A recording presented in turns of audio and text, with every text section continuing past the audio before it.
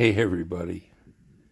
Boy, it's Andrew again with episode 2 in the story of how I became the All-American Boy.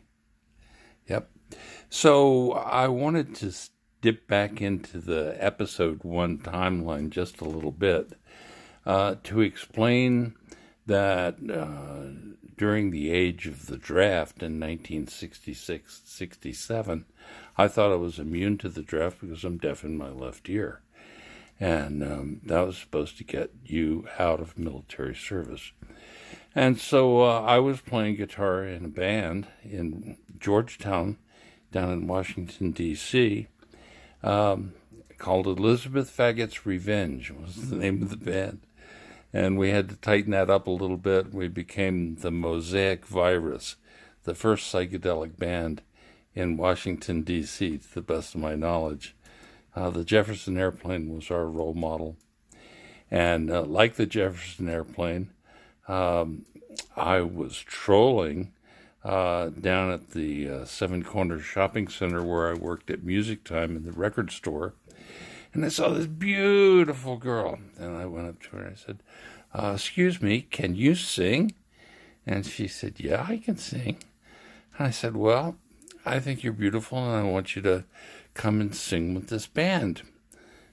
What is it called? Well, it's Elizabeth Faggott's Revenge. And you can be Elizabeth Faggot. Oh, no, that wouldn't go. So anyhow, this girl named Fran Odenhall, I remember her well. She came and tried out, and the boys in the band loved her because she was beautiful, and she really could sing a little bit. And anyhow, I'm digressing here. Point being that I was playing in a band. I thought I was immune to the draft, and when it turned out that I got my draft notice, I was shocked and amazed, but not too worried about it. Well, I think I could have been more worried about it because at the time, I was dating the daughter of a high government official, a very high government official, presidential appointee. And I thought that he had pulled strings with the local draft board to get me out of circulation because I was, with his daughter.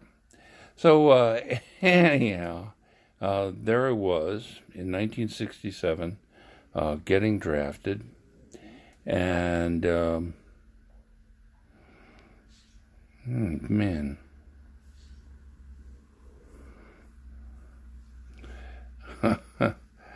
Oh man, just being swamped with memories. Okay, so 1967, and I'm reporting for duty in Fort Benning, Georgia, which was the infantry center, and everybody at Fort Benning at that time was going to the infantry, and I didn't want to be in the infantry. I didn't want to carry a gun. I didn't want to kill people. So I went to the first sergeant and I said, is there any way out of this? He said, well, the only way out of it would be is if you enlisted for a non-combat specialty. I said, like what? And he said, well, like tank turret mechanic or aircraft repair parts specialist.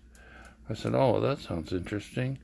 The deal is that if you trained to become a helicopter repair part specialist, as long as there was a job open anywhere in that theater, they had to put you in that specialty. It was called a critical MOS, military occupation specialty. So anyhow, when I went to Vietnam, they shipped me to Fort Lewis, and during the break between graduating from supply school and going to Vietnam, they gave me a month off to go get in trouble at home. And while I was at home, I went to the music store and boom, I fell in love with this Martin guitar. And it just knocked my socks off. And I had been saving some money, and my mom lent me a little bit of money, and I was able to purchase it. Martin D28 is $267 with a hard shell case. Yeah, isn't that something? So, anyhow, I'm on the airplane flying to Fort Lewis, Washington, and I'm climbing the drive-up ladder to the 707, and I get to the top, and there's this big bullet-headed sergeant with a clipboard, and he says, "What the hell do you think you're doing? What is that?" And I said, "Well, that's a guitar." He said, "Well, you're crazy if you think you're getting on this airplane without that. I mean, with that guitar, you're just going to have to give it up." And I said, "No, Sergeant, you don't understand. If this guitar doesn't get on the airplane, I'm not getting on the airplane, and you're going to have to call the police, because hell's going to break loose." And he says, "Well, just get back down there and go find Lieutenant so-and-so and tell him your problem." So, anyhow, there's 100 guys behind me trying to get on the airplane, and they're all carrying duffel bags and suitcases and boxes. Everybody is loaded to the gills. Well, I'm loaded the same way, except I've got a guitar too. So I'm trying to go down the stairs while all these other guys are trying to come up the stairs. I get to the bottom, and there's no sergeants, and there's no officers. So I just wander over under the wing of the 707, and I smoke me a couple of cigarettes, and just, if I'd had them, I would have smoked a couple of joints. But I didn't. So anyhow, the line petered out, and there was nobody in front of me. So I got my guitar, and I walked back up the stairs. And I said, "Sergeant, are you an idiot? I went and talked to Lieutenant so-and-so, and he said there was absolutely no problem for me to take this guitar on the plane." "Oh, okay, get on the plane." So I got on the plane, had this guitar, and when I got to when I got to Cam Ranh Bay, I looked up the non-commissioned officer in charge, the NCOIC, and I said, "Excuse me, Sergeant, I would like to go to Nha Trang." And sure enough, they sent me to Nha Trang because I had this critical MOS, and they had to assign me to a place that needed an aircraft repair parts specialist. So there I was in Nha Trang with my Martin D28 guitar. And, oh man, I had such a bad attitude. I brought that bad attitude with me directly from Fort Benning, and I took that bad attitude to Fort Lee, and I took that bad attitude to the 17th Aviation Group, and from there to the 281st Assault Helicopter Company. And all you military types out there will be able to appreciate this, but I had more time in grade as a private E1 than anybody I've ever met, because nobody would promote me because my attitude was so bad. And I would do what they ordered me to do, but I would do it as slowly as humanly possible. Oh man, I made a lot of friends that way. So, anyhow, one of the defining moments of my life was when I had been in country for 11 days. And they told us that there was going to be a truce, a 3-day truce, to celebrate the birthday of Buddha. I thought, oh, how wonderful, a 3-day truce. Well, they call Buddha's birthday Tet, and that truce was actually a ruse. and it had America put its guard down in Vietnam, and the North Vietnamese Army got together with the South Vietnam communists. They called them the Viet Cong. Viet Cong means Vietnamese communists. And so the NVA and the Viet Cong attacked everywhere all at once. Now, when Sergeant Ramirez told me that I should ask to go to Vietnam, he made it a point to tell me that since the French had been kicked out of Vietnam in 1954, that Nha Trang had never been hit, because Nha Trang was about equidistant between the demilitarized zone and Saigon, and the North Vietnamese Army used it for an R&R center, because it was, in fact, a French beach resort town. A beautiful little town. It had wonderful beaches. Oh, my God, they were exquisite. And so, anyhow, the Tet Offensive, I'm lying in my rack. It's 3 a.m. I hear this noise.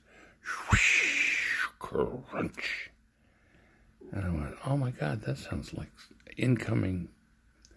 Whoosh, crunch. Another incoming. And I thought, nah, it can't be incoming. If it was incoming, the alert sirens would be going off. Swish, crunch. And then I'm lying there in my bed going, oh man, oh man, oh man, oh man.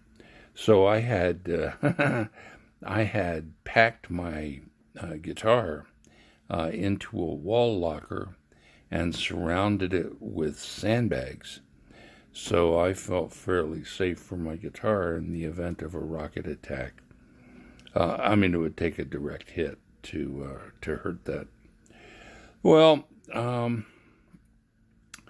the first sergeant came running through the barracks there and saying, get up, get up, get up, get down to the flight line, get down to the flight line. We're under attack. And so I got up and I got dressed and I got my AR-15. Wasn't even an M16. It was an old silver AR-15 that the Special Forces had used for ceremonial purposes. And I inherited it because I didn't want the standard weapon for a supply specialist in the 281st Helicopter Company. I wanted something I could actually shoot. And when I got the AR-15, the armorer of the company gave me boxes and boxes and boxes of ammunition for it and a bunch of clips. And the ammunition was all in these bandoleros. These bullets were made to fire through very rapid rotating barrel machine guns called miniguns, Gatling guns. And every fifth round was a happy-go-lucky tracer. And so I'm thinking, oh my God, this is wonderful. I've got an AR-15, unlimited ammunition here, and every fifth round is a tracer. And so I popped those tracers out of the belt and I put them into the clips. And man, when the Tet Offensive started up, I thought I was frickin' John Wayne, because I had my own personal little machine gun and it was filled with ammunition. And I had tons more ammunition. And so I went down to the flight line, and from there I was assigned to these helicopter revetments. The helicopter revetments were these L-shaped structures where they parked the helicopter so that if you hit on the odd side of the revetment, you could kill the helicopter with one mortar. But if you hit just on the other side of the helicopter, you could do very little damage. So that's what revetments were all about. And just the other side of the revetment was an 8-foot chain link fence. And from there was a 2-lane dirt road. And you could walk down that road and go right down into the heart of Nha Trang, downtown Nha Trang. And the other side of that was a big ditch, and the other side of that were these rice paddies. And out in the rice paddies is where the North Vietnamese army was getting ready to come across that road, tear down that fence, and try and kill you and me. Well, anyhow, I was sure that life was about to end. And so the sergeant said, "Now, don't shoot. We've got guys out there in the rice paddies. Don't shoot until the guy up in the tower fires his machine gun. And when he fires his machine gun, then you can lay down your fire the same place where he's shooting." Cool, fair enough. And we waited and we waited and we waited. And after an hour and a half or so, the guy in the tower fired off his machine gun. And I thought, well, that's my permission to fire. And so I leaned into that revetment, went, pow, pow, pow, pow, pow. Pow, pow. Click, click. Nothing. So it turns out that you can't put a tracer through an M15, an AR-15. It just melted the receiver. And so anyhow, there I was in the beginning of the Tet Offensive, waiting for the NVA to come across the wire and overrun us, and all I had was a club. So in my mind, I was seriously considering how I was going to have to incapacitate the guy that was standing next to me so that I could steal his weapon to defend myself. Well, it never happened. They were shooting these illumination mortars into the air, and we looked over there into the rice paddies, and it looked like there were dogs moving around out there. Well, it turns out those weren't dogs. They were Montagnard mercenaries. In fact, I believe they were members of the Nung tribe, and they were out there hunting for NVA, and apparently they caught them because, the sun came up and we had not been overrun across that wire. Scared me like it, I didn't soil myself or pee my pants, but I did vomit heartily across the side of that revetment. I was terrified. Well, what a story, huh? Well, never let the truth get in the way of a good story. So anyhow, that was my night of the Tet Offensive. Okay, so I get myself together and I go down to the supply shack, which was right there on the flight line, and this Special Forces lieutenant came in. And it was just like the movies, man. I mean, he had smears of soot on his face, and he was all hot and sweaty, and he looked like shit. And he says, "You got to smoke?" And I said, "Sure. Here, take the whole pack, man." And he said, "No, I quit smoking months ago. I just want one." And I said, "Well, what's been going on?" And he said, "Well, we herded all of those Viet Cong and NVA bastards down onto the beach. And what'd you do then?" He said, "Well, we just slaughtered them. We just shot them down like dogs." And I said, "Well, how many do you think?" And he said, "At least 10,000. And I said, "You gotta be kidding me, man. 10,000? Come on." And apparently they just rounded up 10,000 people in Nha Trang, pushed them down on the beach, and killed them like they were swatting flies. Well, I didn't forget that. That stuck in my mind. 20,000. Anyhow, I'm over 20 minutes now, so I better shut this episode down. But anyhow, that is the story of the Tet Offensive, and me having a very bad, very, very bad attitude. Well, I'll tell you one more little story, and then I gotta go. A few weeks after that, and I'm still a Private E1, you understand. The commanding officer is a guy named Ruskoff, Donald Ruskoff. He's a colonel. And he came up, put his arm around me after formation in the morning. He says, Andrew, you and I got to have a talk. And I'm going, what the? Nobody ever called me Andrew since I've been drafted into the Army. It was always Wilson or Willie or Shithead or some such, but never Andrew. And Colonel Ruskoff was saying, Andrew, you and I got to have a talk. And he points across the way and he says, what do you see over there? I say, well, sir, I see 4 slicks and 2 gunships. And they're all sitting there because they ain't got parts. And I was just showing off that I had been throwing sand in the machinery of the supply system. And he says, Andrew, I don't think you understand how important your job is to us here.